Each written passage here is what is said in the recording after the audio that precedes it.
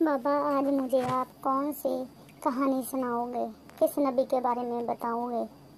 Please نبی اکرم صلی اللہ علیہ وآلہ وسلم کے بارے میں کچھ بتاؤ نا، ان کے بارے میں مجھے سننا ہے۔ آپ صلی اللہ علیہ وآلہ وسلم نے علم کے پھیلانے کے راستے میں بے حد تکلیفیں اٹھائیں، لیکن اپنے مقصد سے پیچھے نہیں ہٹے۔ سیکھنے والوں کے لیے محبت اور درد مندی کا جذبہ نمایاں رہا۔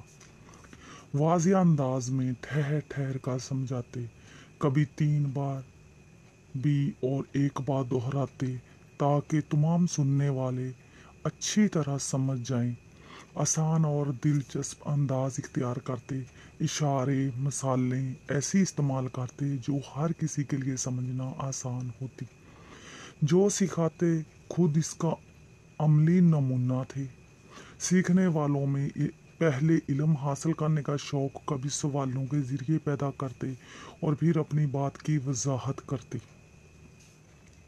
مثلاً ایک بار حضرت محمد صلی اللہ علیہ وآلہ وسلم نے صحابہ کرام رضوان اللہ تعالی علیہ اجمعین سے پوچھا، ایک درخت ایسا بھی ہوتا ہے جس کے پتے کبھی نہیں جھڑتے، اس کی مثال مومن آدمی کی سی ہے، بتاؤ وہ کون سا درخت ہے؟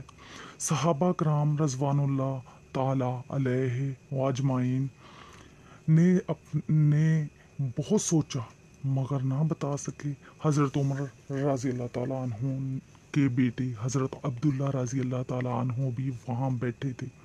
ان کے دل میں بار بار یہ خیال آ رہا تھا کہ ہو نہ ہو یہ کھجور کا درخت ہے۔ وہ یہ بتانا چاہتے تھے لیکن وہ سوچتے ہی رہے اور کہہ نہ پائے۔ کچھ دیر تک سب سوچتے رہے۔ تھوڑی دیر کے بعد صحابہ رضوان اللہ تعالیٰ علیہ اجمعین نے حضرت محمد صلی اللہ علیہ وآلہ وسلم سے جواب بتانے کی درخواست کی۔ حضرت محمد صلی اللہ علیہ وآلہ وسلم نے فرمایا، میں نے جس درخت کے بارے میں پوچھا وہ کھجور کا درخت ہے۔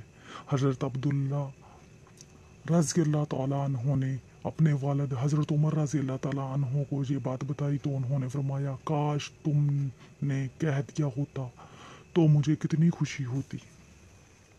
کسی بادشاہ نے حضرت محمد صلی اللہ علیہ وآلہ وسلم کی خدمت میں ایک طبیب بھیجا کہ ضرورت کے وقت حضرت محمد صلی اللہ علیہ وآلہ وسلم کی جماعت کا علاج معالجہ کیا کرے۔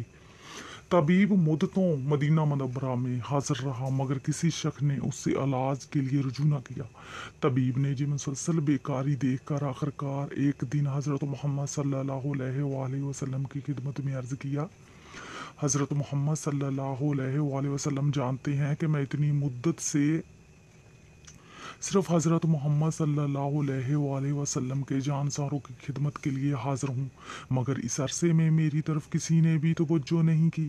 حضرت محمد صلی اللہ علیہ وآلہ وسلم نے فرمایا، ان لوگوں کا طریقہ ہے کہ جب تک بھوک نہ ہو کھانے کو ہاتھ نہیں لگاتے اور ابھی پیٹ نہیں بھرتا کہ ہاتھ اٹھا لیتے ہیں، اس لیے آپ کی خدمات سے فائدہ اٹھانے کا موقع کم ملتا ہے۔ طبیب نے کہا، بے شک تندرستی کا یہی اصل راج ہے جس کے ہوتے ہوئے میرا یہاں رہنا بیکار ہے۔ اس کے بعد طبیب نے ادب سے اجازت چاہی اور اپنے وطن کی راہ لی۔ بچوں، میری بات یاد رکھنا ہمیشہ،